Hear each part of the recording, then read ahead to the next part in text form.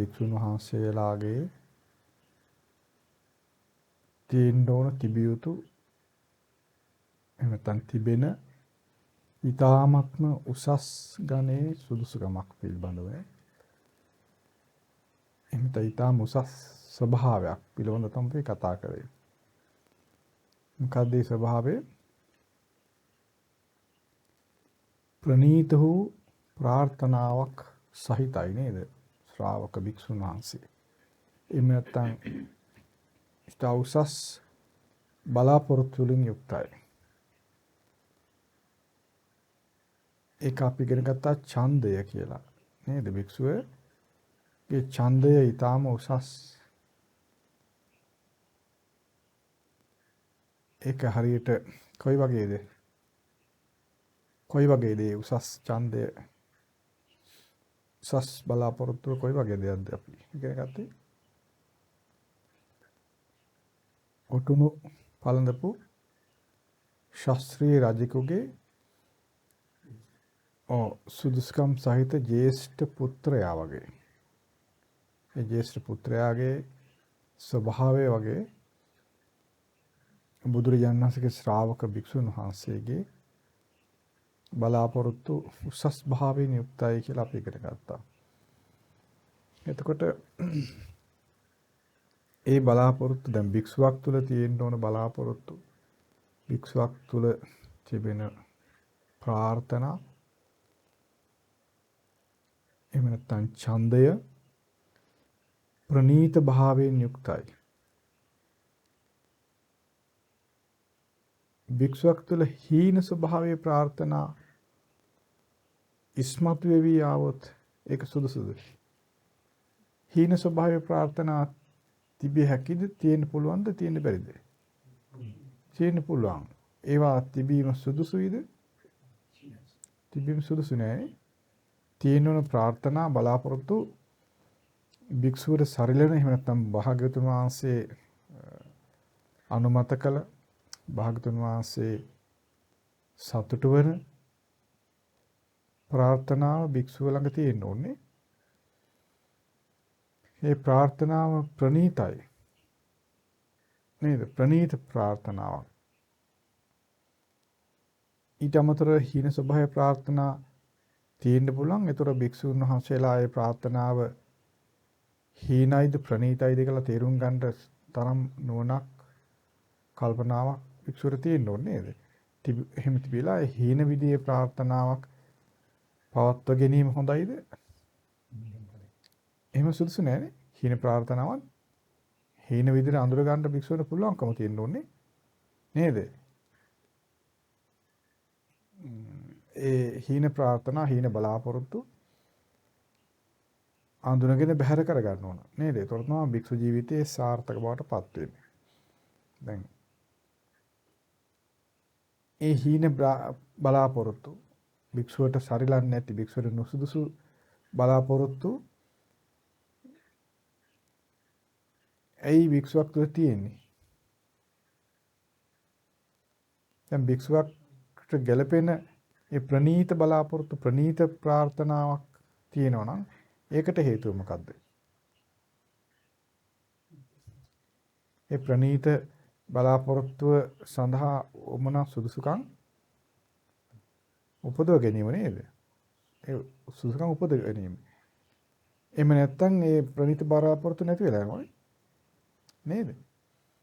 දැන් රාජුගේ ජේෂ්ඨ පුත්‍රයා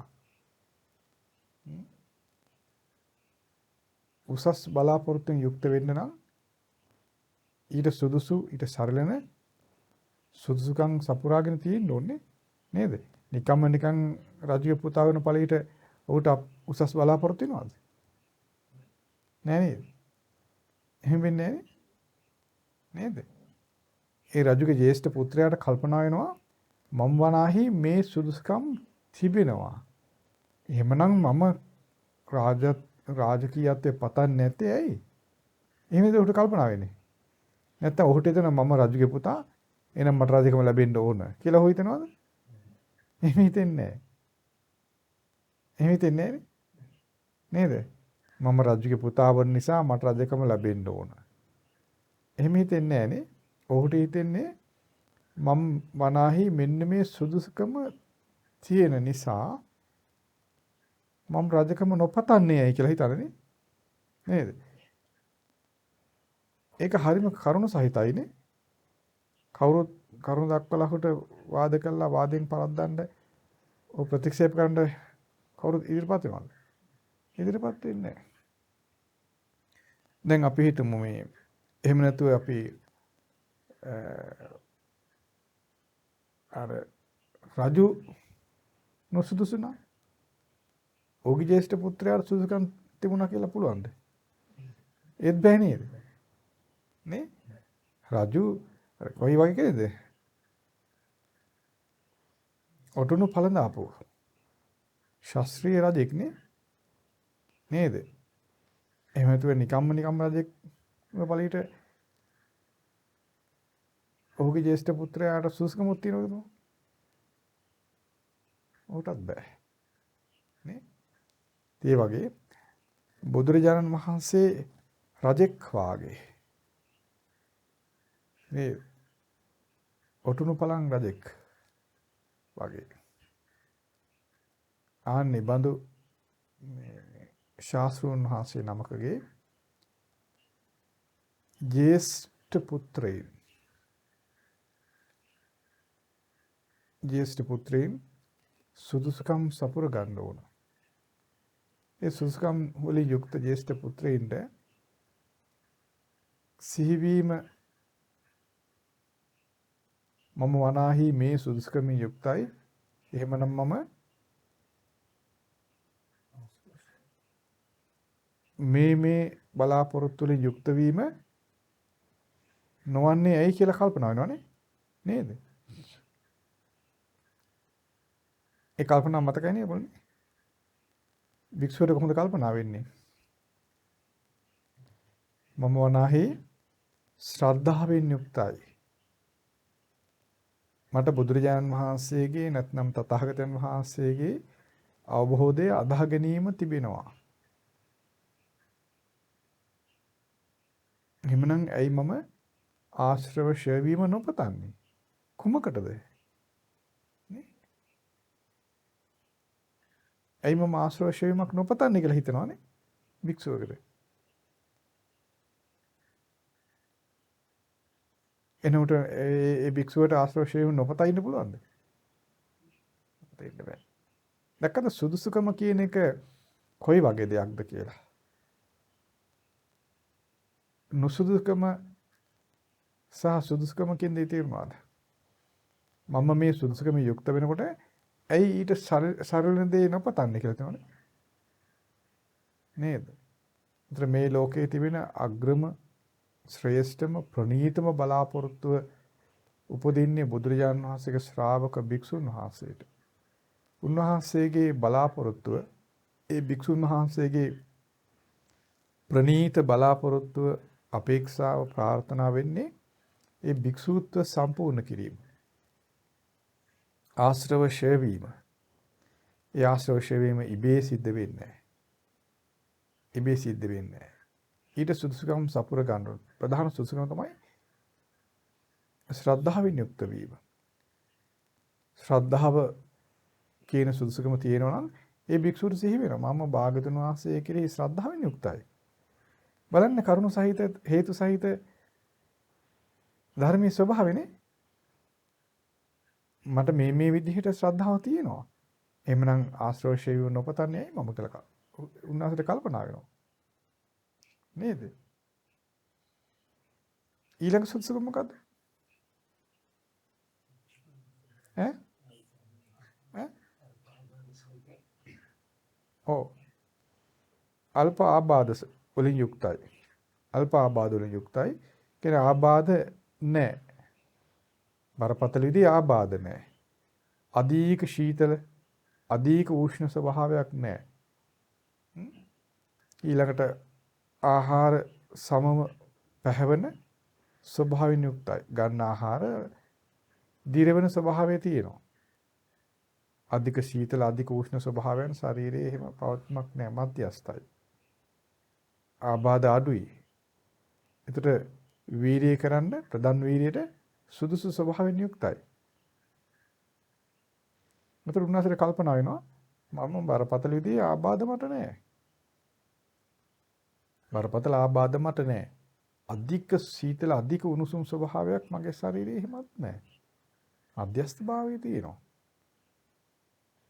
ගන්න ආහාර දිරවීමක් මට තියෙනවා. ඒ වයින් ආබාධයක් මට නැහැ. ආහාර දිරවන්නේ නැති විදිහේ බඩේ ලොකු දෝෂයක් මට නැහැ. මට ප්‍රධාන වීර්යය සඳහා සුදුසු බවක් තියෙනවා මේ ශරීරයේ. ඉතින් ඒ බඳු ස්වභාවයෙන් යුක්ත මම ආශ්‍රව ශවීම නොපතන්නේ ඇයි කියලා කල්පනා කරනවා. බලන්න මේ නුවණින් කල්පනා කිරීම පිහිටෙන හැටිනේ. මේ කල්පනාව නුවණින් කල්පනා කිරීමක්. ඒ නුවණින් කල්පනා කිරීම කියන ධර්මය කෙනෙක් තුළ උසස් විදිහට පිහිටනවා යම් කලකදී. දැන් හෝඩිය දෙකේ පන්තියේ ළමයාගේ විෂය ගැන දැනුම යාන්තම් පිහිටන්න ගන්නව නේද? ඔහුට මොකද්ද පිහිටන්නේ හෝඩිය දෙකේ ළමයාට? පොඩි යම් දැනුමක විෂයක මූලික දැනුම පිහිටන්න පටන් ගන්නවද නැද්ද ඔහුට? ඈ? පටන් ගන්නනේ. ආයන්න ලියන්නේ මෙහෙමයි. ආයන්න ලියන්නේ මෙහෙමයි. ඒ වගේ දේවල් වල දැනුමක් ඔහුට පිහිටනවද නැද්ද පොඩි කාලේ? පිහිටනවා. ඇඟිලි ටික එකතු කරලා ගණන් කරන්න පුළුවන්කම ලැබෙනවා. 1යි 2යි 3යි 4යි. එimhe එනවනේ පොඩි කාලේ. එනවද නැද්ද? එනවා. නේද? ඒ පිහිටන දැනුම ක්‍රමක්‍රමයෙන් මේ දරුවා තුළ උසස් වෙන්නේ නැද්ද? ඈ? ඒතර ඔහුට යම් කලකදී තේරෙනව නේද? මට සාමාන්‍ය පෙළ සමර්ථ වෙන්න මට පුළුවන්. මං වනාහි ඇයි විභාගයට නොලියා ඉන්නේ? කියලා ඔහුට හිතෙනවද නැද්ද? මම මේ විදිහේ දැනුමින් යුක්තයි. මං වනාහි විභාගයට නොලියන්නේ ඇයි? කියලා ඔහුට හිතෙනවද නැද්ද? හිතෙනවා. ඊට පස්සේ ඔහු විභාගයට ලියනවද නැද්ද? ලියනවා. මං වනාහි මේ සුදුසුකම් වලින් යුක්ත නැහැ කියලා යම් ළමයෙකුට හිතුවොත් හිතෙනවා නම් නිකාම් වෙනවද කවුරු බය කරලා හිතවිල්ල එනවද? ඇත්තටම ඔහු තුළ තියෙන දැනුම දෙන්නේ. මං වනාහි මේ සුදුසුකම් මට නැහැ. ඉතින් මම ඇයි විභාගයට යන්නේ? කියලා ඔහුට හිතෙනව නේද? ඉතින් ගෙදරින් ගහන්න නිසා, බනින නිසා, එහෙම තමයි ඔන්න ඔය අනිත් කටට යන නිසා ඔහු යනවා. ඒතර අසමාර්ථ වීම ස්වභාවය නේද? නමුත් බලන්න සුදුසුකම් තියෙන ශිෂ්‍යයා මං වනාහි විභාගයේ පාස් වීම පිණිස සුදුසුකම් තියෙනවා කියලා ඔහු තුළ දැනුමක් තියෙනව නේද? ඒ දැනුම ඔහුට ප්‍රණීතයිද නැද්ද? ප්‍රණීතයි. ඉතින් මේ දැනුම බලහත්කාරයෙන් කවුරුත් පටවපු එකක්ද? ඔහු තුළ උපදිරිච්ච එකක්ද? ඒ නිකන් ඉබේම එනවද? බොහෝ කලක් තිස්සේ උනන්දුව නිසා, උමනාව නිසා, උනන්දුව නිසා යම් ක්‍රියාවන්හි නිරත වීම නිසා කරුණු සහිතයි නේද මේ කල්පනාව? ව්‍යාජ බොරු පිළිගන්න බැරි හිස් කල්පනාවක්ද ඒක? නෑ නේ. ඔය වගේ තමයි. ඔය වගේම ඔටුනුපරණ ශාස්ත්‍රීය රජුගේ ජේෂ්ඨ පුත්‍රයාට කුඩා කල ඊටාම ලදරු කාලේ ඒ රාජකීයත්වයේ පිළිබඳ කල්පනාව ඉපදෙන්න ගන්නවා. රාජකුමාරයාත් ඊටා කුඩා කල රාජකීය බව පිණිස වන සුදුසුකම් ඔහු තුළ ඉපදෙන්න ගන්නවා. ඊටාම කුඩා කල රාජ සභාව දකින්නෝ. රාජුගේ ස්වභාවය දකින්නෝ. තමන් රාජකුමාරයෙක් කියලා ඊටා කුඩා කල කුමාරය අඳුර ගන්නවා. වැඩි කල් ගිහිල්ලා නේ අඳුරගන්නේ. යාන්තම් දන ගාගෙන බඩ ගාගෙන ගිහිල්ලා මේ මොකද්ද කියලා අඳුරගත්ත කාලෙම අඳුර ගන්නවා මම රාජකුමාරයෙක්. රාජකීයත්වයේ පිණිස වෙන දැනුම එතෙන් පටන් ඔහුට එනවා. ඡන්දය එතෙන් පටන් එනවා ඔහුට. ඒ කුඩා කලම ඔහු දැනගන්නවා. මගේ પરම්පරාව මෙයයි කියලා. නේ? කුඩා කලම රාජකුමාරයා දැනගන්නේ නැද්ද? මේ රජුගේ පියා කවුද? පුත් කුමාරයාගේ සීයා කවුද? කියලා પરම්පරාව දැනගන්නව නැද්ද? මාව කවුද? රජුගේ තේජස අඳුර ගන්නවනේ. රජුගේ પરම්පරාව මෙයයි කියලා රජුගේ කුමාරයා අඳුර ගන්නේ නැද්ද? පොඩි කාලේ ඈ ඔහුට අභිමාන පොඩි කාලේ නම් තියෙනවනේ. ඒ ළමාවිය ගත කළා වැඩෙත්ම අඳුර ගන්න මේ පරපුරෙන් යුක්තයි මේ කුමාරයා කියලා කීර්තිය පැතිරෙනවනේ. නේද? රාජ කුමාරයා ඉපදු නොබෝම කලින් ඊටාම ඉහළ රජවරුන්ගේ ස්වභාවයේ කුමාරයා ඉපදුණු නොබෝ කලින් ඊටාම අලුත කුමාරයා ඉපදුණු අලුතම Tamanගේ ප්‍රජාවට පෙන්නනවා. මෙන්න ඔටුනු පලන් ඊළඟ කුමාරයා. මෙයා මේ වගේ පරපුරින් යුක්තයි කියලා පෙන්වන රජු හංගන්නේ. රජකුමාරයාගේ ස්වභාවය. එතෙන් පටන් ඒ රජකුමාරයා කෙරෙහි ප්‍රසාදය, ප්‍රියභව ඒ අසල්වාසී ජනපද නියම්ගම් වල වැසියා තුළ පවතිනවා. අපේ කුමාරයා ඊළඟ බලාපොරොත්තු ඇති වෙනවා. එතකොට කුඩා කලපටන්ම ඔහු රජකම සුසු විදිහට හැසිරෙනවා. රජකම සුසු විදිහට හැසිරෙනවා. ඔහු රජකම සුසු විදිහේ ශිල්ප ශාස්ත්‍ර කුඩා කලපටන් ඉගෙන ගන්න සම්පූර්ණ කර ගන්නවා. ඒ ශිල්ප ශාස්ත්‍රයෙන් නිපුණ වුණ පසු ඔහුට වැටහෙනවා ඒ වෙනුවට රජුගේ බලාපොරොත්තු මොකද්ද? රජුගේ බලාපොරොත්තු මොකද්ද? කුමාරයෙක් ඉපදෙනකොට රජුගේ බලාපොරොත්තු මොකද්ද? රජුගේ බලාපොරොත්තු තියෙනවනේ. ඒ කුමාරයා ඊළඟ රජකමටපත් වෙනවා කියලා. නේ? බලාපොරොත්තු තියෙනවනේ. ඉතින් ඒ විදිහට රජකුමාරයා වාසින් මෝරා වැඩිත්ම ඔහු තලවන දැනුමක් ඇති වෙනවා. මම මාපිය දෙපාර්ශ්වයෙන් පිරිසිදු සුජාත පුත්‍රයෙක් කියන දැනුම ඔහු තුළ තියෙනවනේ නේද? ඔහුට කල්පනා කරනවා පියාගේ පරපුරේ પરම්පරා 7ක් දක්වා පිරිසිදු බවක් මට තියෙනවා. කියන්නේ රාජකීය ලේ තියෙනවා කියන්නේ. පිරිසිදු බවක් මට තියෙනවා.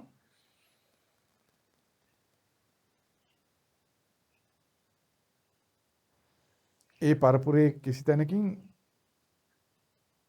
ඒ කුලේ වේවා, ජාතිය වේවා මුල් කරලා අර පිළිකුල් කරලා බැහැර කරලා නැහැ මම. පිළිගැනීම තියෙනවා.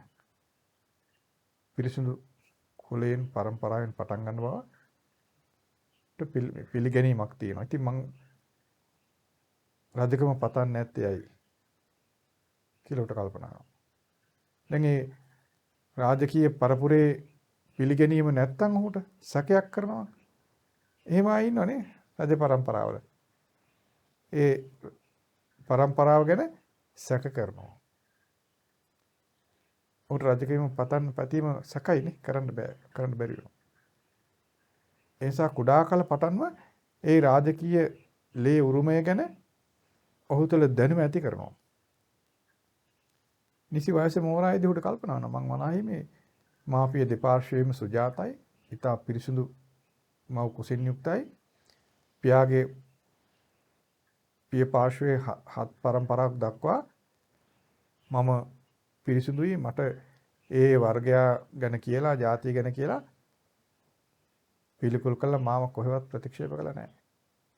මගේ රාජකීය උරුමය, රාජකීය પરම්පරාවෙන් මං පිරිසුදුයි. මං වනාහි රජකම නොපතන්නේ ඇයි කියලා උට කල්පනා වෙනවා.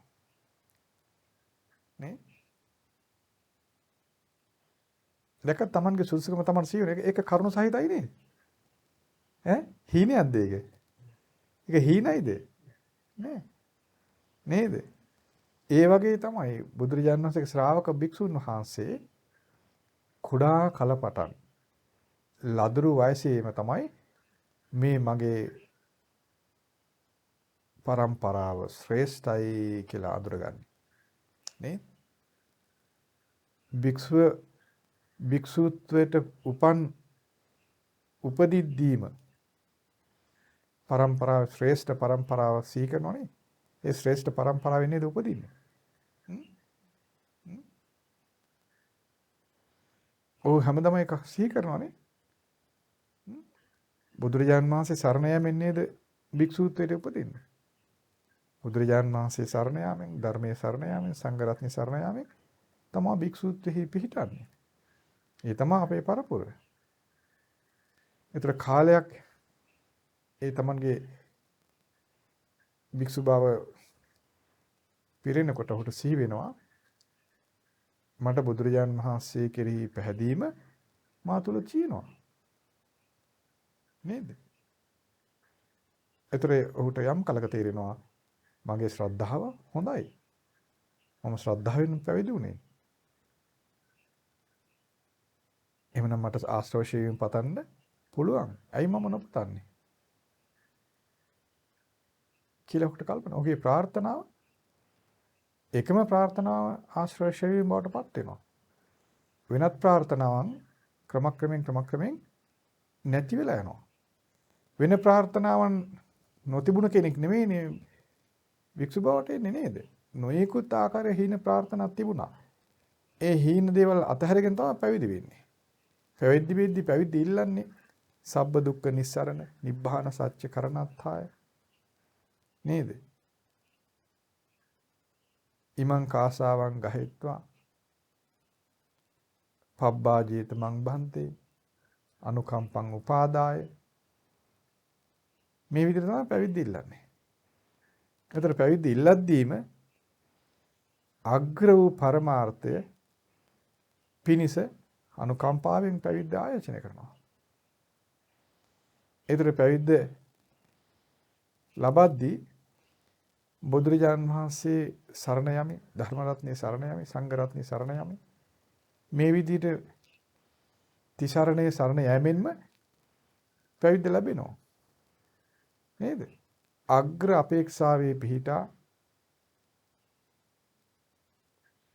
ඒ ශ්‍රේෂ්ඨ පිය පරපුරේ උපත ඉල්ලද්දී උපත ලැබෙනවා. නේද? ඒතර සුජාත පුත්‍ර ඒ මොහොතේ පටන් ඔහුගේ සුජාත භාවය ඔහුට තේරෙනවා. සිහි කරගන්න. ඒ සුජාත භාවය කිලුට වෙන්නේ නොවැනටි ශ්‍රාවකයාගේ. ඒ සුජාත භාවයේ සිහිපත් කරගෙන ඉන්නවා.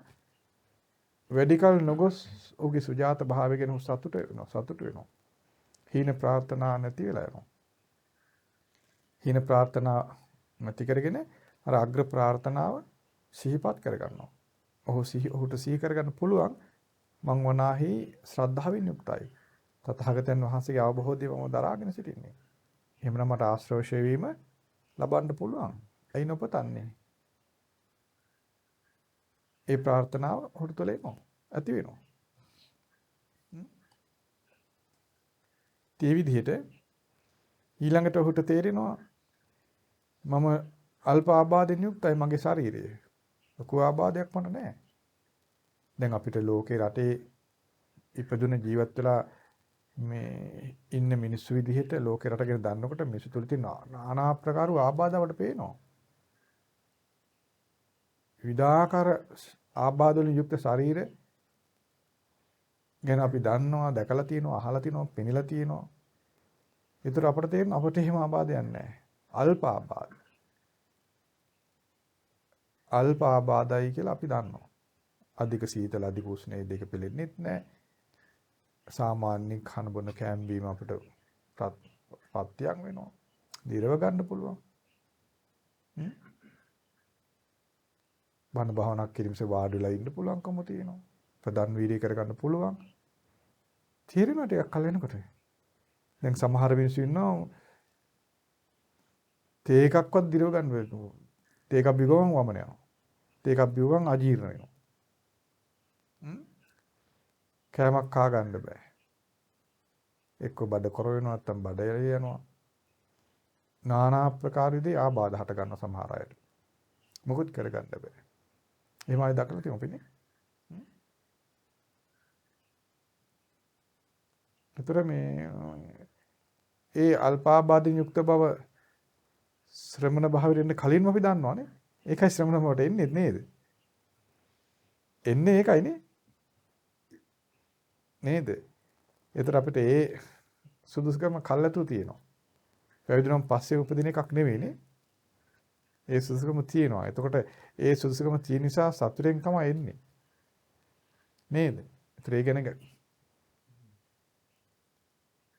ගැටලුවක් ඇති වෙන්නේ නැහැ. ඊළඟ සුදුසුකම මොකද්ද? සත කපට මායා නැතිකම. නේද? සත කපට මායා නැහැ. යම් අඩුපාඩුවක් තිබුණොත් ඒ අඩුපාඩුව බුදුරජාණන් වහන්සේට එහෙම නැත්නම් නුවණැති සබ්‍රහ්මචාරීන් වහන්සේ නමකට පෙන්නලා ඒක කියලා කතා කරලා විවෘත වෙලා නිවැරදි වෙන මානසිකත්වයේ තියෙනවා. ඒක කලක් යද්දි තේරෙනව නේද කෙනෙකුට Taman තුළ මට මේ ස්වභාවය තියෙනවා කියලා. ඒතර ඒ ස්වභාවය බලන්න කෙනෙක් තුළ ප්‍රබෝධය ඇති කර ස්වභාවයන්නේ නේද? ඒක කෙනෙක් තුළ ප්‍රබෝධය ඇති වෙන ස්වභාවයක්. ඒක හරියට අර අපි හිතමු මේ විස බීජයක් තිබිලා උණ හැදෙනවා. ප්‍රතිකාර කරද්දී විස බීජ අඩු වෙලා යනවා. ඒතර ඔහුට දැනෙනවනේ මගේ විස බීජ දැන් අඩු වෙලා යනවා. දැනෙනව නේද ඒක? දැනෙනවා. ඒතර ඔහුට සිතේ සතුටක් ඇති වෙනව නේද? මගේ කායික තිබුණ මේ දෝෂය නැති වෙලා යනවා.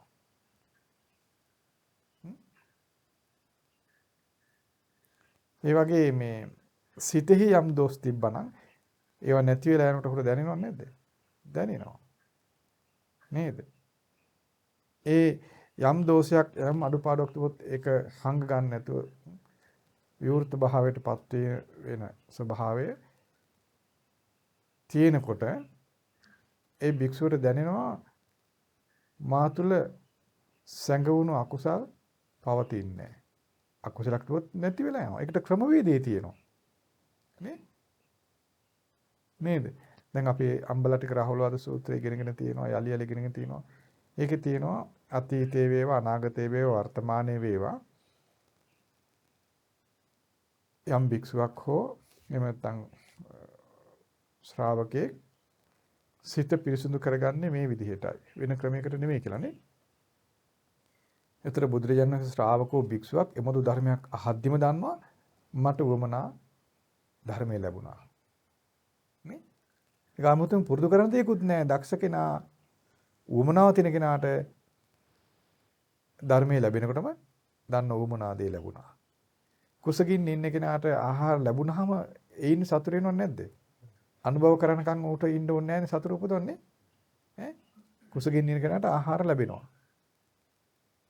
ආහාර ලැබෙනවා කියලා අහුවත් ඔහු සතුට වෙනව නේද? ඒතර කුසගින්න ඔහු තුල පිළීමක් එනවද?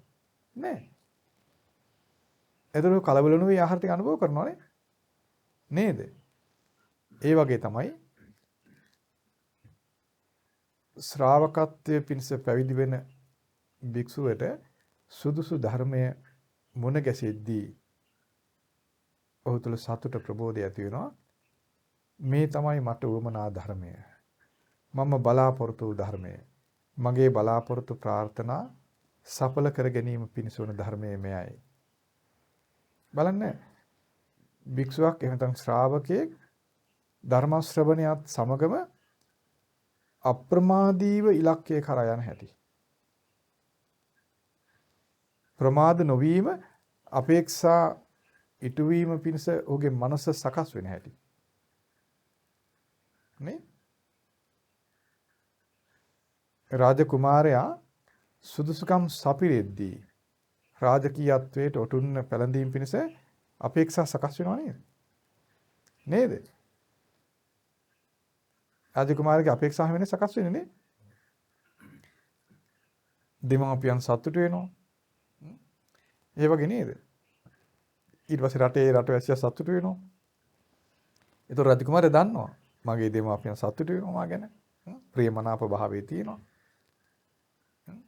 ජනපද වාසීන් මා ගැන සතුටු වෙනවා. ඒ විදිහේ සුදුසුකම් තියෙනවනේ. ඒතර භික්ෂුවට ඒ වගේ ආශ්‍රව ශරීරම පිණිසවන සුදුසුකම් සපිරෙද්දී ඔහුට සතුට ඇති වෙනවා, ප්‍රබෝධය ඇති වෙනවා. මට උවමනා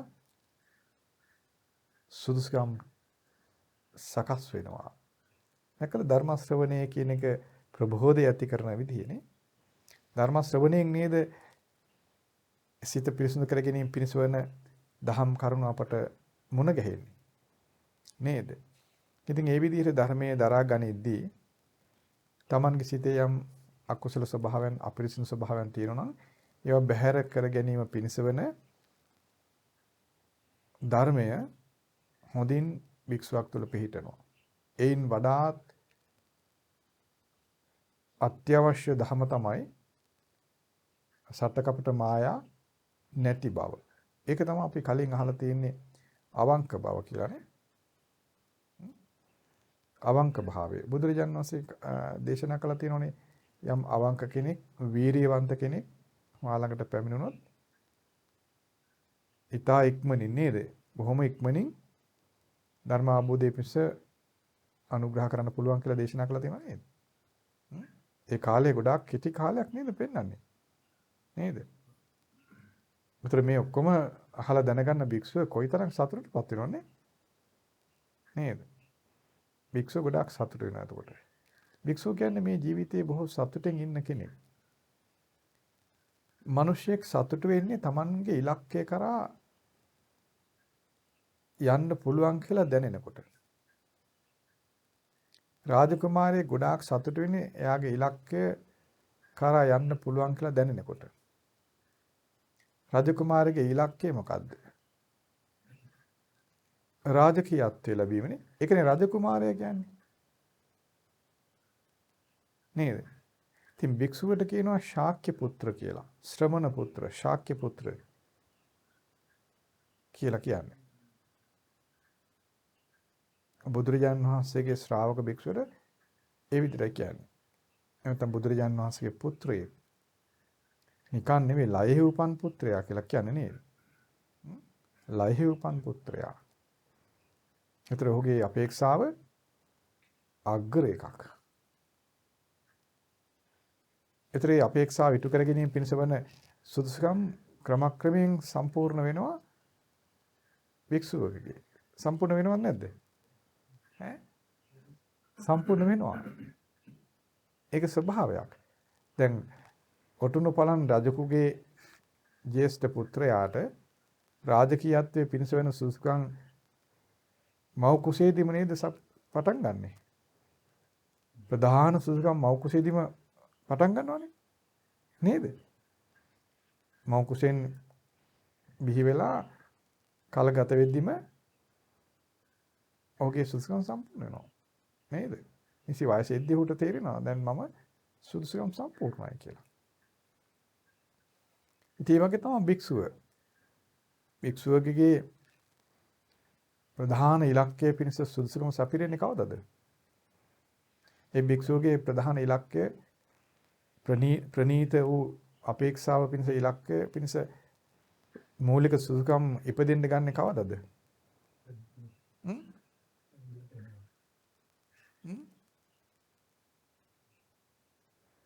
රජුට රාජකීය එහෙම නැත්නම් රජුගේ පුත්‍රයාගේ ඉලක්කයේ පිණිස සුදුසුකම් සපිරෙන්න පටන් ගන්න කොයි කාලෙද? ඒ සුදුසුකම් ඉපදෙන්න පටන් ගන්න, පිරෙන්න පටන් ගන්න කොයි කාලෙනද? මව් කුසේ ඉඳදිමනේ මෙලොවට පිහිවෙන්න කලින්ම නේද? ඒ පරම්පරාවේ සුජාත භාවයේ එතනින්ම නේ මව් කුසේ පිරිසිදුගත ගමන් නේද? ඊට පස්සේ ඒ සුජාත භාවයේ සකස් වෙන්නේ නෑ. භික්ෂුවටත් එහෙම තමයි. භික්ෂුවටත් ඒ අග්‍ර ප්‍රනීත ඉලක්කය පිණිස වෙන සුදුසුකම් සපිරෙන්නේ කල්ැතුවමයි. භික්ෂු භාවයට පෙරමයි. ඒකයි භික්ෂුන් ඇති වෙන්නේ ලෝකේ.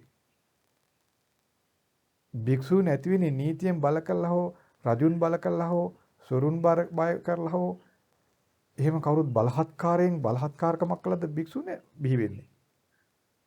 ඈ භික්ෂු ජීවිතයේ අග්‍ර ඵල විපාක ලැබීමේ ඡන්දයෙන්ම නේද භික්ෂු භාවයේ පතාන එන්නේ. ඈ නේ රජුගේ කුමාරයාගේ රාජකීයත්වයේ පිණිස සුදුසුකම මව් කුසේදීම සම්පූර්ණයි. ඒ හත්මුතු පරම්පරාවක පිරිසුදු භාව සුජාත භාවයේ මව් කුසේ ඉඳෙද්දිම සම්පූර්ණයි. ඒක පස්සේ ඇති වෙන එක නෙවෙයි. භික්ෂුවකටත් එහෙම තමයි. භික්ෂු භාවයේ මේ කෙස් බාන්න කලින් මම කිව්වා නේද ඔයගොල්ලන්ට මීට කලින් කියලා තියෙනවා නේද? භික්ෂුව කෙස් බානකොට ඔහුගේ පින සම්පූර්ණ වෙලා තියෙන්නේ කියලා. ඈ ඒ සැබෑ භික්ෂුවට එහෙම තමයි. ඇයි එහෙම අපි කිව්වේ? ඔව් මේ කවුරුද බය කරලා බයෙන් ඇවිල්ලාද මේ බයෙන් හැංගෙන්නද මේ සිවුරු පෙරවගන්නේ? සමාජයේ බය හැංගෙන්න හරි රජුට බය හැංගෙන්න හරි එහෙම එකට සිවුරු පෙරවගන්නේ නැහනේ. එහෙනම් ඔහු භික්ෂුවක් බවට පත් වෙන්න පෙරම ඔහුගේ ප්‍රණීත පරමාර්ථයට ප්‍රණීත බලාපොරොත්තුවට උවමනා සුදුසුකම තියෙනවනේ නේද? එහෙම සුදුසුකම සහිතව තමයි භික්ෂුවක් වෙන්නේ.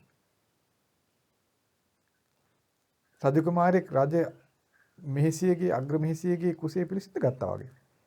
ඒතර ඔහු රජුට දාව අග මෙහෙසියගේ කුසේ ළමයෙක් පිළිසිඳ ගත්ත ගමන් මේ පුතා කියලා දැනගත්ත ගමන් ඔවුන් දන්නවා රජකමට සුදුසු දැන් බිහි වෙලා ඉවරයි කියලා. එතකොට තමයි ඔයගොල්ලෝ උත්සව පවත්වන්නේ රජු. නේද? එතකොට රජු උත්සව පවත්වනවා නේ. එතකොටම රටේ රාජධානියේ ජනපද වාසීන් අපට රාජකුමාරයෙක් බිහි වෙනවා කියලා සැනකෙලි පවත්වනවා. පැහැදිලිද? ඒ වගේ භික්ෂුවක් බවට පත් වෙන්න පෙර මූලික සුදුසුකම ඉපදෙලා ඉවරයි. නේද? එහෙනම් මේ සුදුසුකම ආරක්ෂා කර ගැනීම තමයි ඊට පස්සේ කළ යුතු දේ. නේද? ඒ සුදුසුකම ආරක්ෂා කරගන්න. ප්‍රධාන සුදුසුකම මුලින් ඉපදලා ඉවරයි. අපිට ඒ පරම්පරාවෙන් පිරිසුදු නැත්තම් රාජකුමාරයා අනෙක් සුදුසුකම් සැපිරෙන්නේ නේද? අපි බුදුරජාන් වහන්සේ ගැන නොදැන සම්මා සම්බුදුරජාන් වහන්සේගේ ශාසනය නොවන්ට අපට ආශ්‍රය ශේවීම් පිණිස සුදුසුකමක් ඉපදිනවද? නෑ. එහෙනම් බුදුරජාන් වහන්සේ පහළ වෙලා සම්මා සම්බුදුරජාන් වහන්සේගේ ධර්මයේ ශාසනය තියෙනවා. ඒ ශාසනයට එන්න ඒ ශාසනයෙහි පැවිදි වෙන්න පෙරම ඒ උරුමේ තියෙනවා නේද? ඒක දැනගෙන ඒ ශාසනය තුළ පැවිදි බව ලබන්නේ. ඒකනේ ආයාචනය කරන්නේ. සීල දුකින් නිදහස් වී නිවන අවබෝධ කිරීම පිණිස මේ සිවුරු අරගෙන මාව පැවිදි කරනසේක්වා කියලා ඉල්ලන්නේ ඒකයි. ඒ සුදුසුකමට ඒ බලාපොරොත්තුවට සුදුසුකම් කල්ලාතු තියෙනවා. එන එක ආරක්ෂා කරගන්න ඕනේ. නේද? ඒක ඒක නැති කරගන්න හොඳ නැහැ. නේද? ඒතර ඉන්පසු ඒ මූලික සුදුසුකම තියෙනවා කියලා දන්න කෙනා අනික් සුදුසුකම් සම්පූර්ණ කරගන්න. මොකද ඒ අනික් සුදුසුකම් සඳහා ඒ අනික් සුදුසුකම් සම්පූර්ණ කරගන්න පරිසරයේ තියෙනවා. රජුට දාව උපදින කුමාරයා රජෙක් වීම පිණිස උවමනා දේ රාජකීය පරිසරයේ තියෙනවා. ඒ සුදුසුකම් සම්පූර්ණ වෙනවා ක්‍රමක්‍රමයෙන්. ඒ වගේ තමයි බුදුරජාණන් වහන්සේගේ ශ්‍රාවක බුදුරජාණන් වහන්සේගේ ශාසනයක් තුළ භික්ෂු බවට පත් වෙන ශ්‍රාවකයාට ඒ භික්ෂූත්වයේ සම්පූර්ණ කිරීම පිණිස උවමනා සුදුසුකම් සම්පූර්ණ කරන්නට ඒ ශාසනය තුළ ඉඩකඩ ඔක්කොම තියෙනවා. තියෙනවනේ. ඒ පරිසරේ නසාගත්තොත් ඒ පරිසරේ හානි කරගත්තොත් ඒ පරිසරයෙන් බැහැර වුණොත් රජකුමාරයා රජ පවුලේ උපදිනවා. ඔටුන්න පළදාන සුදුසුකම් මුලින්ම ඇතුව තමයි එන්නේ. නමුත් ඒකට නුසුදුසු දේවල් නුසුදුසු ක්‍රියාවෙහි නිරත වුණොත් මොකද වෙන්නේ? ඔහුගේ ප්‍රණීත වූ අපේක්ෂාව ඔහු ආරක්ෂා කරගයිද? ඒ ප්‍රණීත අපේක්ෂාව ඔහුගෙන් නිරුද්ධ වෙලා යයිද? නිරුද්ධ වෙලා නේද? දැන් බලන්නකෝ මේ සාලිය කුමාරයාට ඔටුනු පළදණ්ඩ රාජකීයත්වයේ පිස මවුන් අනාහි සුසුකම් තියෙනවා.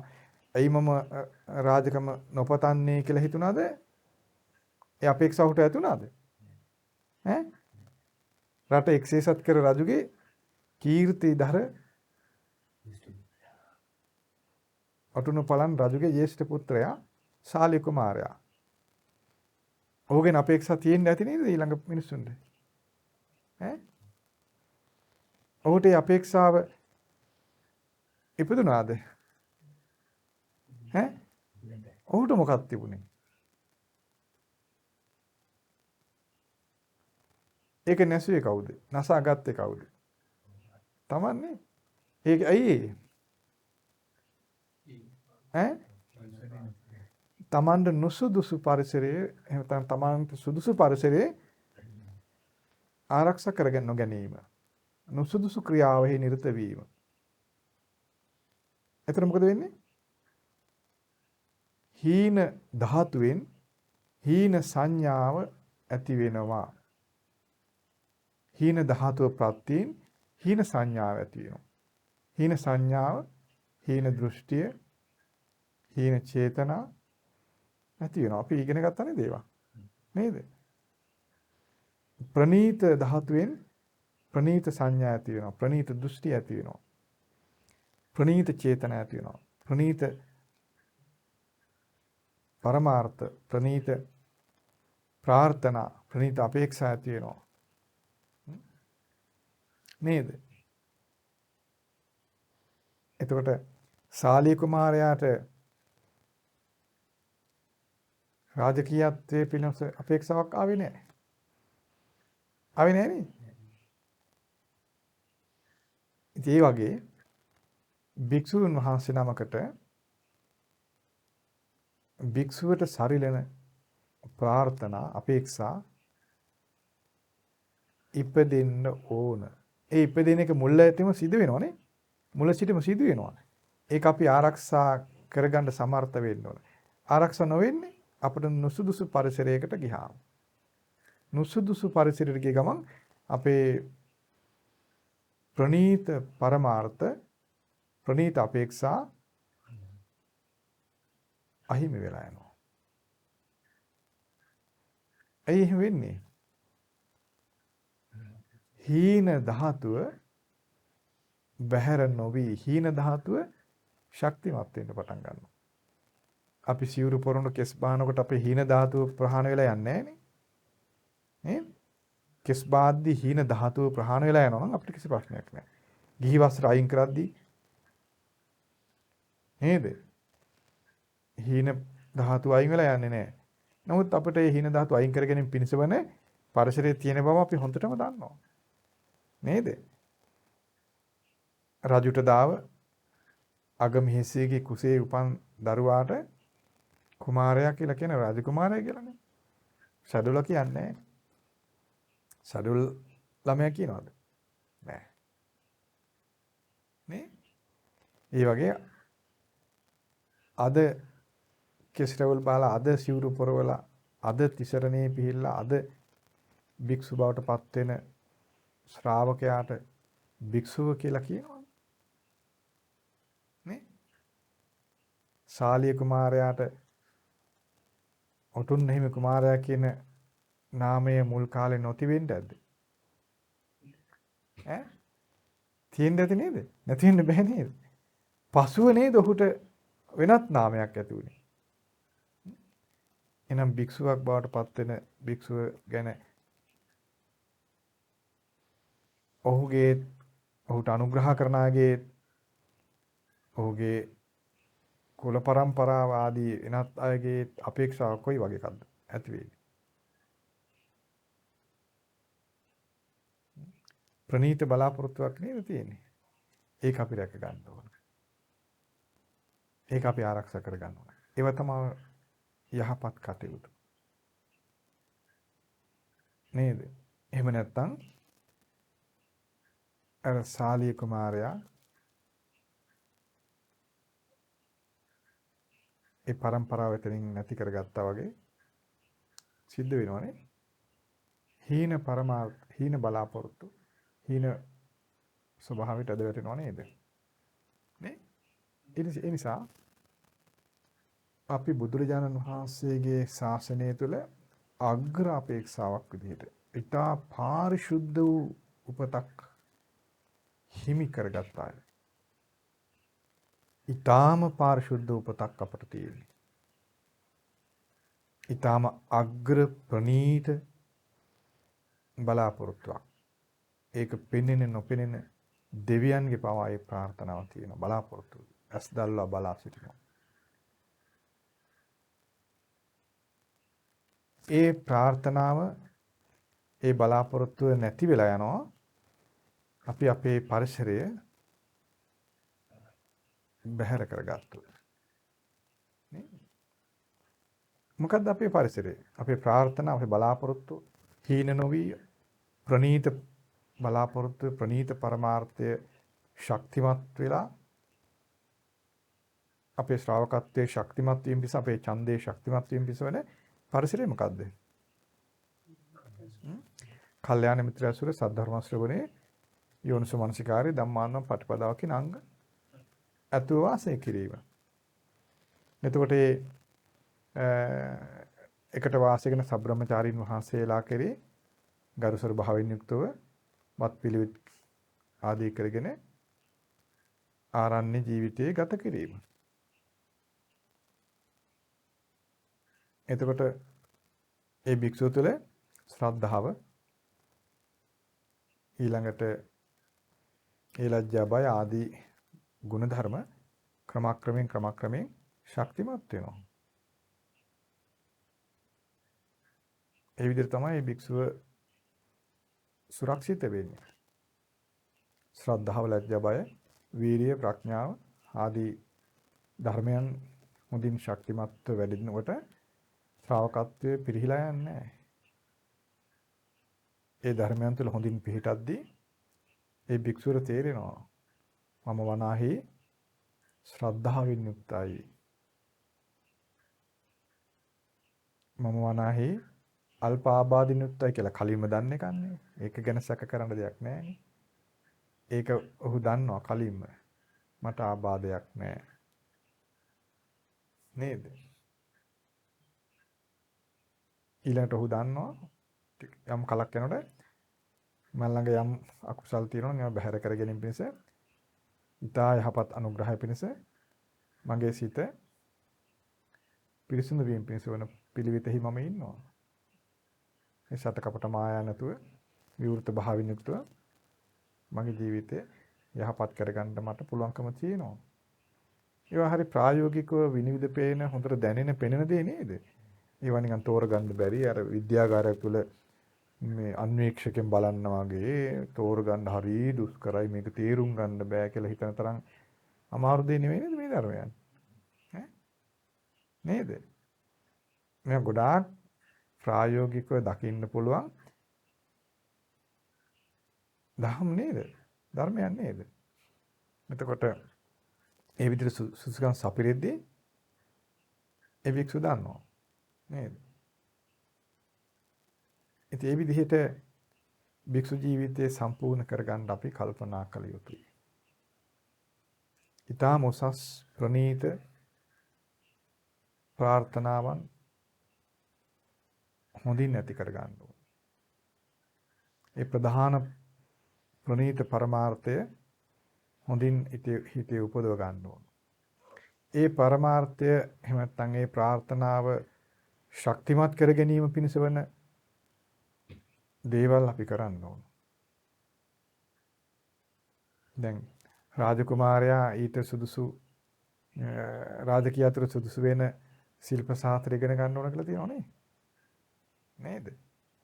එහෙම නැත්නම් ඔහුට අපේක්ෂාවක් ඇති වෙන්නේ නැහැ. ඔහුට හිතෙනවනේ හරි වැඩි මේ රජ කුමාරට උවමනා ශිල්ප සාත්‍ර මුකුත් මට තේරෙන්නේ නැහැ කියලා ඔහුට දැනෙනවා යම් කලකදී. ඒතර ඔහුට අපේක්ෂාවක් එන්නේ නැහැ රජකමටනේ. නේද?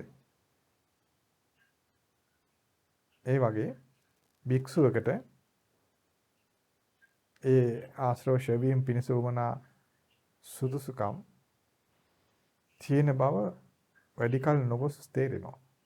නේ? පළවෙනි එක ශ්‍රද්ධාව. දෙවෙනි එක අල්පාබාධ වලින් යුක්ත භාවය. තුන්වෙනි එක සතකපට මායා නැති බව, අවංක භාවය. ඊළඟට වීරිය. නේද? අකුසල් ප්‍රහාණයට කුසල් උපදවා සම්පූර්ණ කිරීම පිණිස වෙන වීරිය. ඊළඟට ප්‍රඥාව. නේ? යමක හට ගැනීම, නැතිවීම, තේරුම් ගැනීම පිණිස වන ප්‍රඥාව. දුක්ඛය වීම. ඊටාම හොඳින් දුක්ඛය වීම පිණිස වන ඊටා හොඳින් දුක්ඛය වීම පිණිස යමක ආදීනව තේරුම් ගන්න පුළුවන් විදිහේ ප්‍රඥාව. හට ගැනීමත් නැතිවීමත් දකින්න පුළුවන් ප්‍රඥාව. උපදව ගන්න ඕනේ. යම් කලක් යනකොට භික්ෂුවට තේරෙනවා මට දුක් ඡය වීම පිණිස වෙන යමක ආදීනව තේරුම් ගන්න පුළුවන්, සීකර ගන්න පුළුවන්. ඒ ප්‍රඥාව මට තියෙනවා. හට ගැනීම නැතිවීම ගැන නුවණ, විමසා බලන නුවණ මට තියෙනවා කියලා තේරුම් ගැනීම දුෂ්කර එකක්ද? දැන් බලන්න අපි තේරුම් ගන්න උත්සාහ කරනවා නේද? ආහාරය වලින් ඇතිවෙන මේ ශරීරයේ ආහාර නැතිවීමෙන් නැති වී යන නිසා අනිත්‍යයි කියලා තේරුම් ගන්න උත්සාහ කරනව නේද? ඈ යම් කලකදී මේක අපිට තේරෙයිද නැද්ද? ඈ ඒක තේරුම් ගන්න අපිට මහා දුකක් විඳින්න වෙයිද? ආහාර වලින් ඇති වෙන මේ ශරීරය ආහාර නැතිවීමෙන් නැති වී යනවා කියලා තේරුම් ගන්න අපිට අර O level විභාගෙ ලියන්න දඟලපු දඟලිල්ල තරම් දඟලන්න වෙයිද අපිට?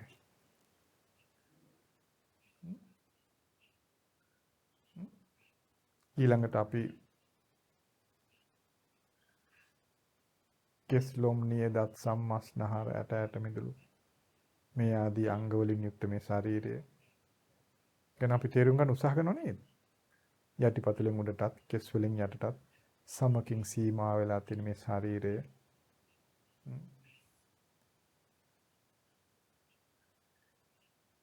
එහෙම තේරුම් ගන්න උත්සාහ කරනව නේද? උත්සාහ කරනවා නේ? යම් කලකදී අපට මේ ගැන වැටහීමක් ඇති වෙයිද නැද්ද? මේ ශරීරය යම් හේතුවක් නිසා හටගත් එකක්. මේ හේතුව නැතිවීමෙන් මේක නැති වෙලා යන ස්වභාවයෙන් යුක්තයි. ඊළඟට අපි මේ ඇස කන නාසය දිව ශරීරය මේ හැම එකක් ගැනම අපි එහෙම තේරුම් ගන්න උත්සාහ කිරීමක් තියෙනවද නැද්ද? ඈ දැන් බුදුරජාණන් වහන්සේ පෙන්වා දෙන මේ ඇස මේ හේතුවකින් මෙන්න මේ හේතුවෙන් මේ ඇස හට ගන්නවා. මේ හේතු නැතිවීම එක නැති වෙලා යනවා. ඒතර අපි ඒක ගැන තේරුම් ගන්න උත්සාහ කරනවද දැන්?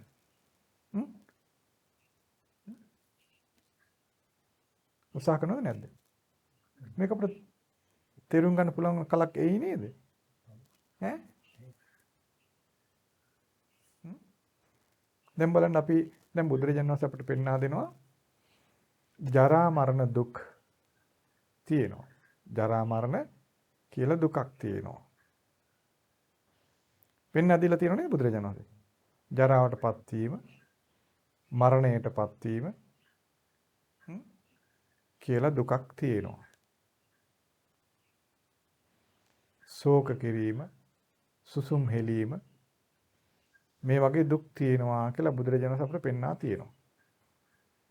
මේක අපිට එහෙම දුකක් තියෙනවා කියලා අපිට තේරෙන්න කාලයක් යනකොට තේරෙයිද නැද්ද?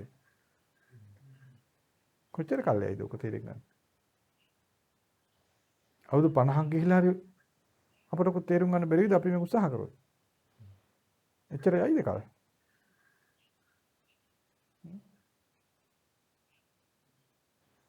ජරාවටපත් වීම කියලා දුකක් තියෙනවා. ලෙඩවීම කියලා දුකක් තියෙනවා. මරණයටපත් වීම කියලා දුකක් තියෙනවා. කියලා අපට පෙන්වලා තියෙනව නේද? මේක අපි තේරුම් ගන්න දැන් උත්සාහ කිරීමක් තියෙනවනේ. නේද? ඊළඟට බුදුරජාණන් පෙන්වා දෙනව නේද? ජාති පච්චයා ජරා මරණ ශෝක පරිදේව දුක්ඛ දෝමනස් උපායාස.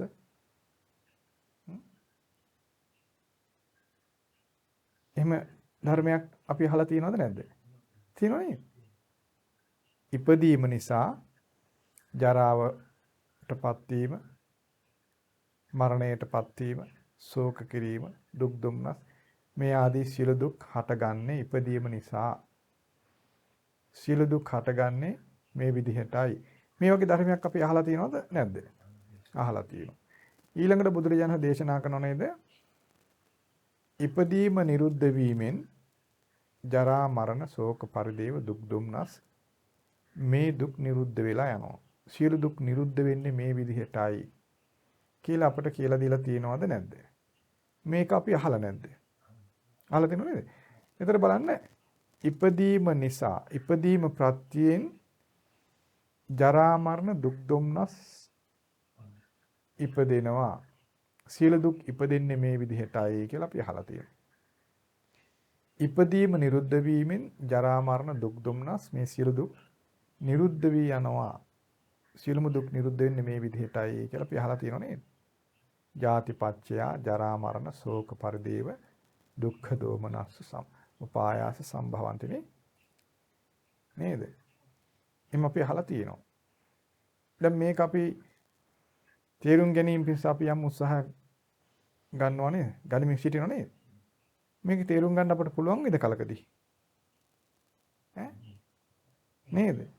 ඒතර හට ගැනීමත් නැතිවීමත් ගැන තේරුම් ගැනීමට උත්සාහ කරනවා නේද? ඊළඟට බලන්නකො මේ හට ගැනීම නැතිවීම ගැන දැන් ජරාවටපත් වීම, මරණයටපත් වීම. මේවා අපි තේරුම් ගන්න අපේ ශාරීරිය මුල් කරගෙන උත්සාහයක් ගන්නවනේ. උත්සාහ කරනවා. ඒතර මේ ශරීරයේ එවතන් ඇස කන නාසය දිව ශරීරය මේ කියන දේවල් අපේ කියලා හිතන් ඉන්න දේවල් වල ස්වභාවය තේරුම් ගන්න උත්සාහ කරම ඉන්නව නේද? නේද? එතකොට අපිට යම් කලකදී මේ ස්වභාවයේ වැටහීමක් මේ ස්වභාවය ගැන වැටහීමක් අපට ඇති වෙන කාලයක් එනවා. එතකොට මේ භික්ෂුවට තේරෙනවා මට ඊටාම හොඳින් දුක් ශවීම පිණිස යමක ආදීනව තේරුම් ගන්න පුළුවන් විදිහට ඇතිවීමත් නැතිවීමත් පිළිබඳ නුවණ මට තියෙනවා කියලා තේරෙන කලක් එනවා. එතකොට ඔකේ දුක් ෂය වෙලා ඉවරද? ඈ? දුක් ෂය වෙන්න කලින්ම තේරෙනව නේද? මගේ දුක් ඊටාම හොඳින් ක්ෂය වීම පිණිස ආදීනව ඊටාම හොඳින් තේරුම් ගන්න සිහි කරන්න පුළුවන් විදිහේ ඒ නුවණ මට තියෙනවා කියලා හොර තේරෙනව නේද? දැන් බලන්න අපි ඕ ලෙවල් ලියද්දී අපිට තේරෙනවා මට විභාගෙ ලියන්න පුළුවන්කම තියෙනවනේ. ඇයි මම නොලියයි ඉන්නේ කියලා තේරෙනව නේද? ඈ? ඒකට අපි සාත්‍තර බලන්නේ නේද?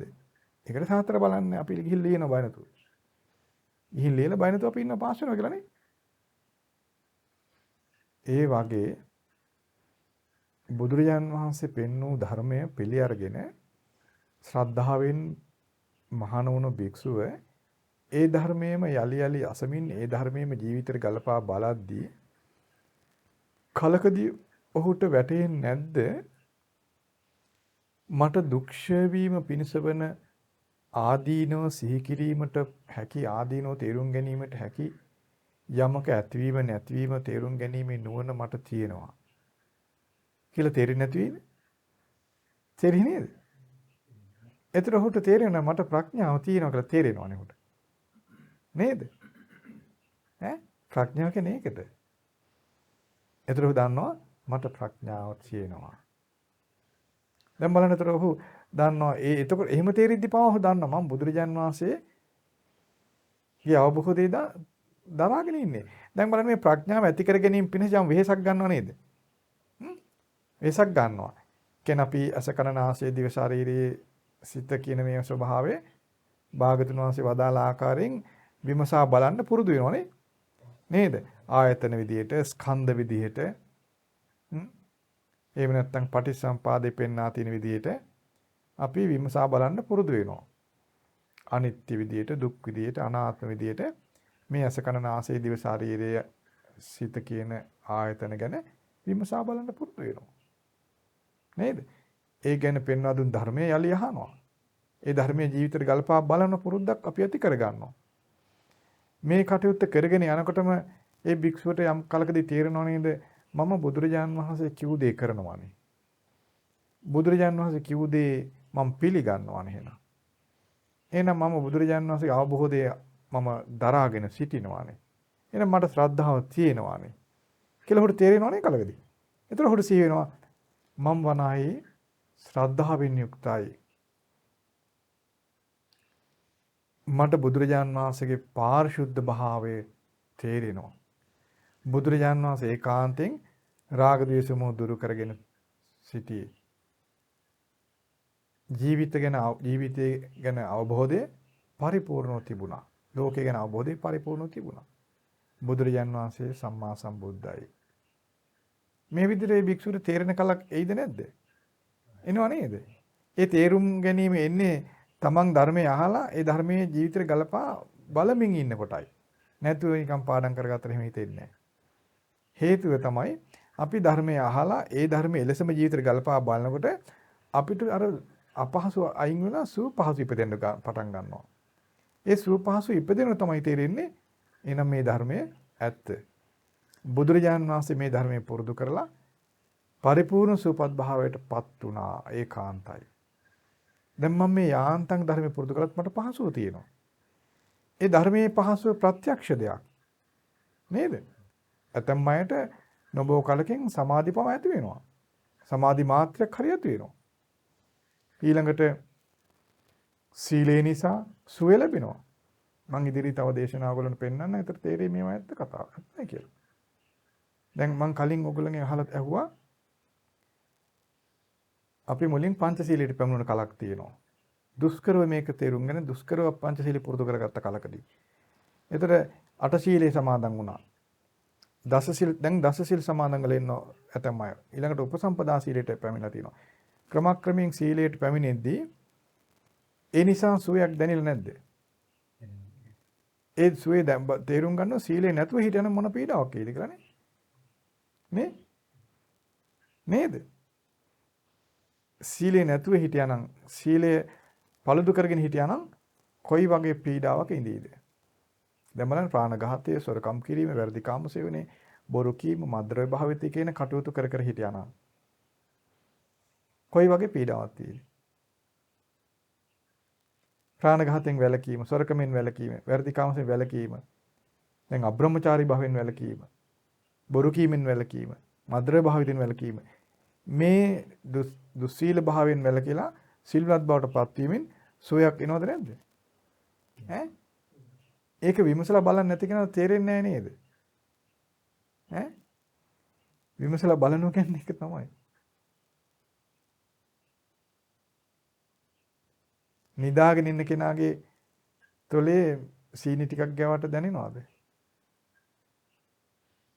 නිදාගෙන ඉන්න කෙනාගේ කටේ මීපැණි ගන්නවා. ඒ වගේ තමයි මේ විමසා බලන්න නැති කෙනාට සිල් ගත්තා කියලා සමාධියක් ඇති වුණත් තේරෙන්නේ නැහැ. සමහරු සමාධියත් ඇති වෙනවා. පීඩාවෙන් ඉන්නේ. සමාධියත් ඇතිලා පිරිච්ච කට්ටිය ඉන්නවා. ඒ නිදන් ඉන්න කෙනාට මීපැණි ගෑවා වගේ. රසක් දැනෙන්නේ නැහැ. අවදිින් ඉන්න කෙනාට මීපැණි ගන්න ඕනේ නැහැ. සුවඳ දැනුණත් ඇති. මීපැණි සුවඳ දැනුනොත් එයාට මිහිර දැනෙනවා. ඒ නිසා අවදිින් ඉඳීම කියන්නේ නුවණින් කල්පනා කරනවා කියන එක. බලන්න සීලයට පැමිණීම නිසා සුවයක් ලැබුණාද නැද්ද කියලා. නේද? ධර්මයට පැමිණීම, බඹසර ජීවිතයට පැමිණීම නිසා සුවයක් ලැබෙනවා. දැන් බලන්න ඊළඟට ආරණ්‍යයක වාසය කිරීම නිසා ඇස කිලිටි වීමෙන් නේද? කන කිලිටි වීමෙන් නේ? ඇස අසංවර වීමෙන්, කන අසංවර වීමෙන්, නාසය අසංවර වීමෙන් කොච්චර ඈත් වෙලා ඉන්න පුළුවන් වුණාද? මොන තරම් නිදහසක්ද? නේ? සාමාන්‍ය ගෘහ ජීවිතය ගත කරා නම් ටීවී බලමින් වැඩ කරමින් නේද? අස අසංවර වෙලා කොයිතරම් කිලිටිනවද නේ? පීඩ නැද්ද ඒවයි? ඈ? තියෙනව නේද? එහෙනම් බඹසර ජීවිතයේ සුවේ තියෙනව නේද? ඒ බඹසර ජීවිතේ අපි බලහත්කාරයෙන් කවුරු අපිට ගොඩ මතු කර ගන්න නෙවෙයිනේ. අපි පිට පැටේවද බලහත්කාරය? නෑ නේද? බුදුරජාණන් වහන්සේ කිරී පැහැදීමෙන් අපි හිතාමතා වුමනාවෙන්, හිතා උනන්දුවෙන් අතිශය සතුටින් අපි ලබා ගත්ත ගන්නේ නේද? ඒතරේ බඹසර ජීවිතේ පැමිණෙනකොට අපට ලැබෙනවා ප්‍රාණඝාතයෙන් වැළකී සිටීම, සොරකමින් වැළකී සිටීම, අබ්‍රහ්මචාරී භාවයෙන් වැළකී සිටීම, බොරුවෙන් වැළකී සිටීම, මද්ද්‍ර භාවිතයෙන් වැළකී සිටීම. මෙන්න මේ වගේ පහසු පරිසරයක් ලැබෙනවා. ඒ සඳහා අපිට හම්බ කරන්න ඕනේ, වෙළඳම් කරන්න ඕනේ, කුඹුරු කොටන්න ඕනේ, වැඩපොළ කරන්න ඕනේ. අපිට රජුපවා ඒ අවසරය දෙනවා. යන්න යන්න පාඩු ඉන්න කියනවා. මිනිස්සු අපිට ගෙනල්ලා කන්න බොන දේ දෙනවා. වැඳලා දෙන්නේ. නේද? මිනිස්සු අපි ඉන්න තැනටවත් ගොඩ වෙන්නේ නැහැ. ඈතින් ඉන්නේ. බලන්න බඹසර ජීවිතයේ පැමිණීම නිසා අපට සුවයක් ලැබෙනව නේද? ඒ පරිසරය අපි ආරක්ෂා කරගත්තොත් වටිනවයි කියලා විමසා බලන කෙනාට තේරෙනවා. ඒතර මේ ඔක්කොම අපි බුදුරජාණන් වහන්සේගේ වචනේ අහලානේ කරන්නේ. නේද? බුද්ධ වචනේට ගරු කරලා කරන්නේ. එහෙනම් බුදුරජාණන් වහන්සේගේ පාරිශුද්ධ භාවය පිළිඅරගෙනයි කරන්නේ.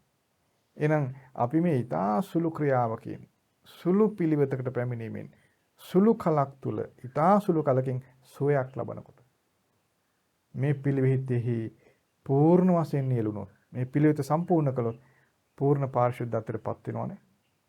පූර්ණ පාරිශුද්ධත්වයට වෙනවා. ඒතර අපි මේ විදිහට තේරුම් ගත්තොත් අපි අප තුළම තේරුම් ගන්න කියන එකයි. අපි ධර්මයේ අපට ගලපනවා, තමන්ට ගලපනවා කියන එකයි. තමන්ටම මේ ධර්මයේ ගල්පා බලද්දී තමා තුළ ඇතිවන පිරිසුදු භාවය එමෙත් ඒකට කියනවා විමුක්තිය කියලා. ඒ විමුක්තිය තේරෙනවා. එහෙම තේරුම් ගන්න කෙනාට බුදුරජාන් වහන්සේ පරම ශාන්තියටපත් වූ උතුමන් වහන්සේ කියලා වැටහීම තමා තුළ ඇති වෙනවා. ඒතර කලින් යම් සද්ධාවක් තිබුණේ ඒ සද්ධාව ස්ථාවර බවටපත් වෙනවා. අචල ප්‍රසාදය කියලා අපි ඉගෙන ගන්න එකේ.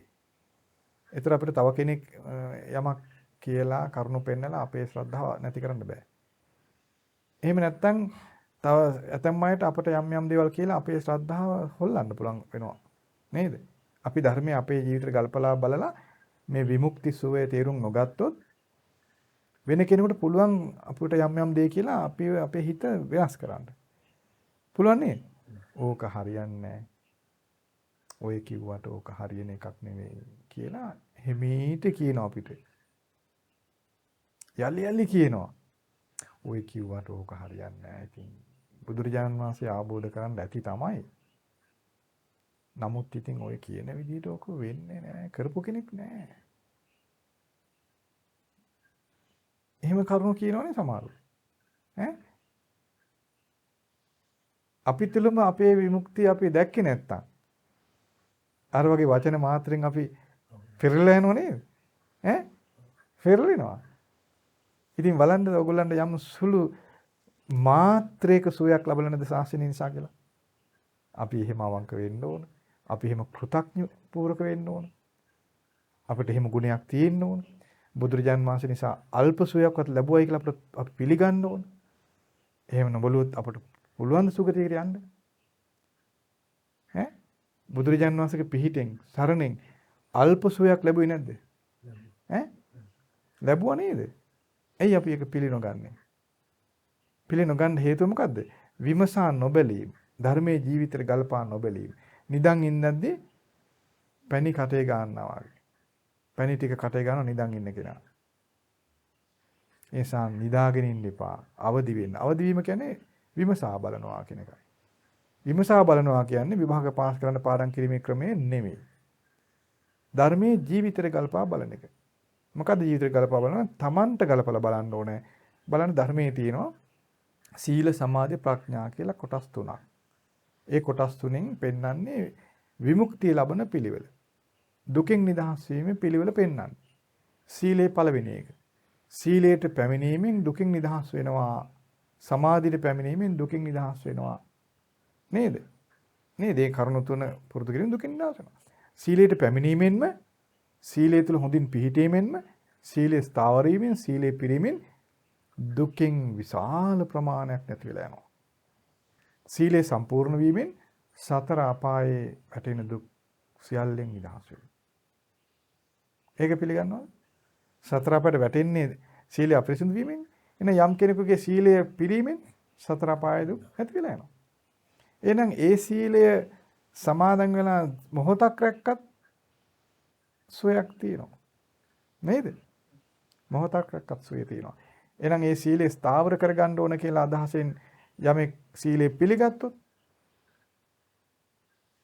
ඔහු සීලය සම්පූර්ණ කරගත්තා බවට පත් වෙනවා.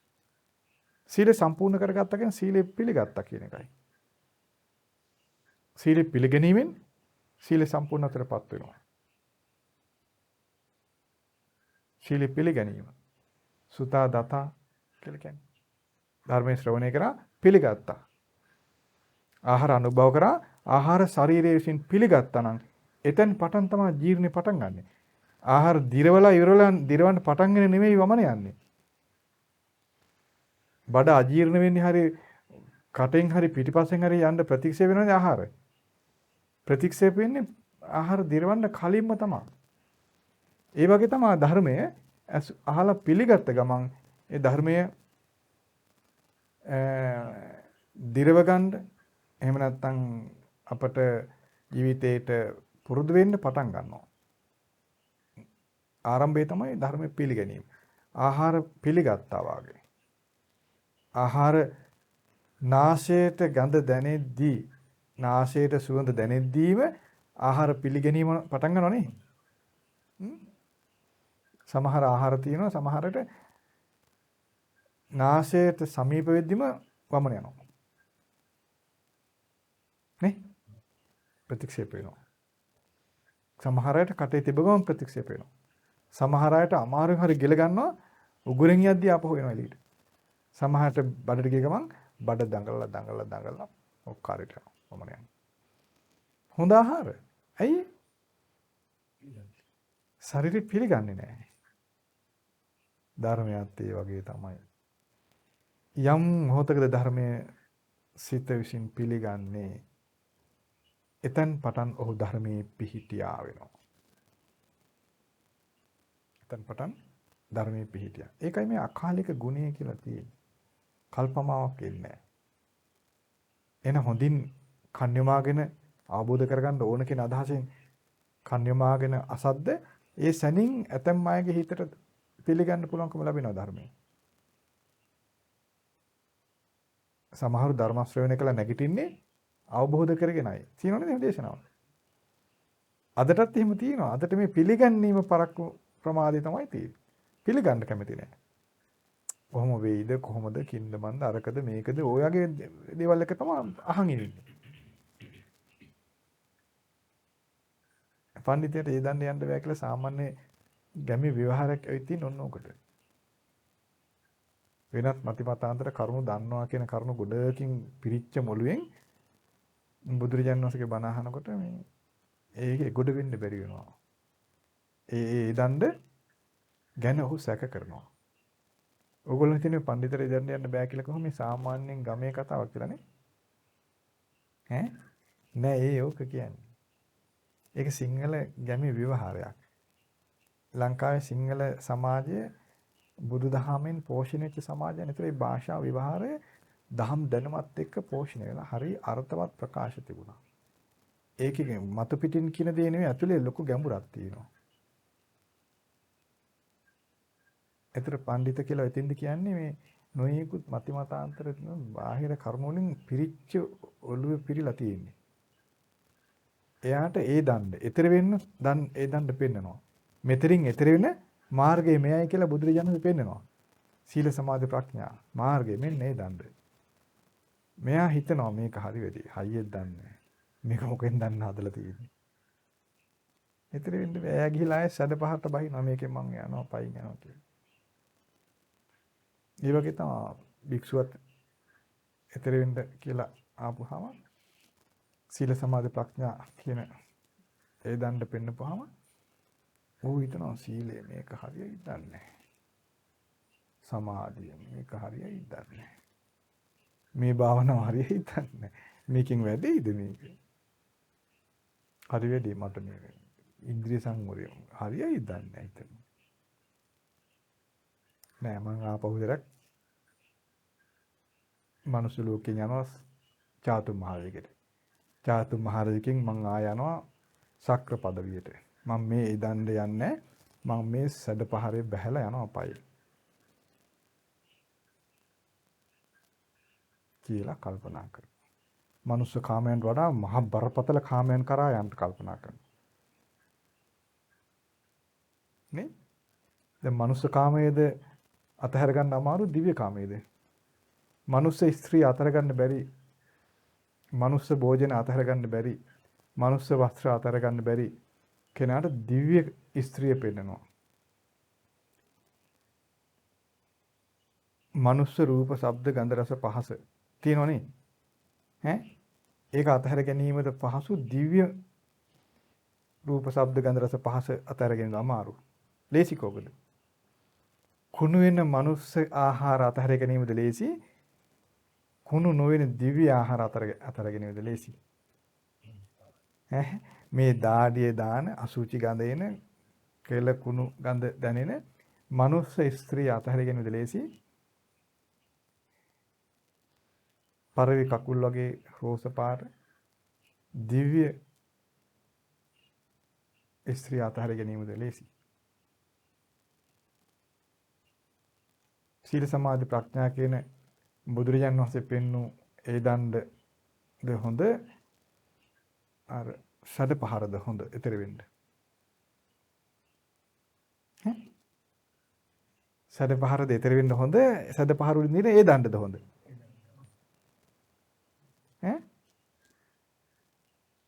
කොහොමද හොඳ? ෂඩ පහර බහැලා ඊතර වෙන්න උත්සාහ කිරීම ප්‍රඥාවන්තයිද ඒ දණ්ඩෙන් යන එකද ප්‍රඥාවන්ත? ආන් එහෙම කල්පනා කරලා අපිට ලැබුණ අවස්ථාව සපුර ගන්න ඕන. ඒ නිසා බලන්න අපට සීලය කියලා දෙයක් බුදුරජාන් වහන්සේ පනවලා තියෙනවා අපට ඒක ලැබිලා තියෙනවා. සමාධිය ගැන කියලා තියෙනවා. ඒ සියල්ල විමුක්තියට මඟ. සීලය විමුක්තියට මාර්ගයක්. සීලයට පැමිණීමෙන් සීලය සම්පූර්ණ වීමෙන් විමුක්තියක් ලැබෙනවා. ලෝකේ තියෙන දුකෙන් විශාල ප්‍රමාණයක නිදහස් වෙලා යනවා. හිමාලය කන්ද වගේ දුකෙන් නිදහස් වෙලා යනවා සීලය සම්පූර්ණ වීමෙන්. ඒතර ඒ දණ්ඩ ඊතර වෙන්න සුදුසු එකක්ද?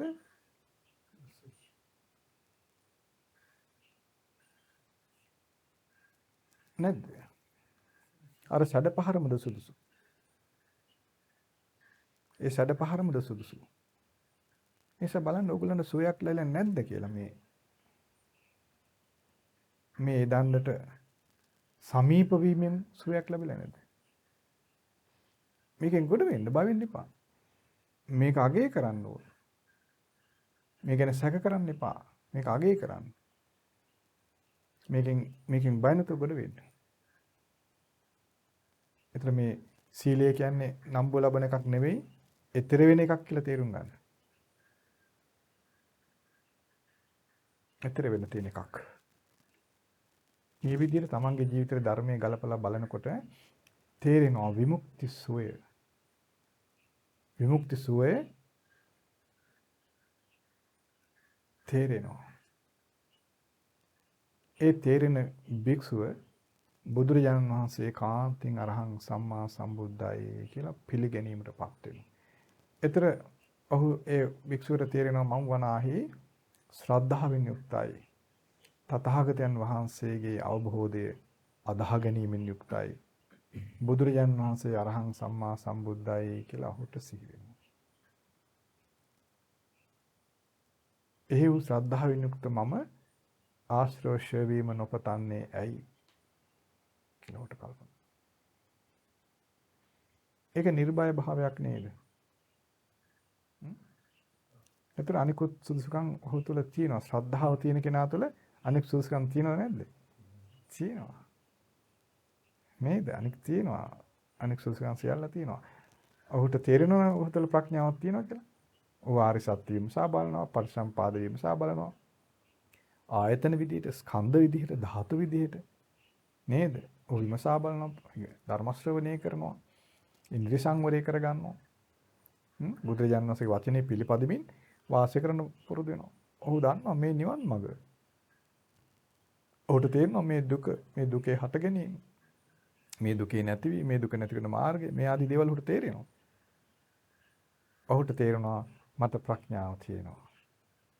දුකින් නිදහස් වීම පිණිස වන ප්‍රඥාව කියන්නේ මෙයයි. මට ඒක තියෙනවා. මම ආශ්‍රෝෂයෙන් වීම පතන්නේ නැති ඇයි කියලා කල්පනා කරනවා. බලන්නතර වික්ෂුවක් කොච්චර ප්‍රීති ප්‍රමෝදයෙන් වාසය කරන්න පුළුවන් කෙනෙක්ද වික්ෂුවනේ? නේද? ඉතින් ආන් ඒ වගේ ජීවිතයක් ඇති කරගන්න අපි සිත පතනවා සිළු දෙනාටම වික්ෂුවකට සුදුසු විදිහේ ප්‍රණීත ප්‍රාර්ථනාවෙන් යුක්ත ප්‍රීති ප්‍රමෝදයෙන් වාසය කරන්න පුළුවන්කම ලැබේවා කියලා සිත පතනවා.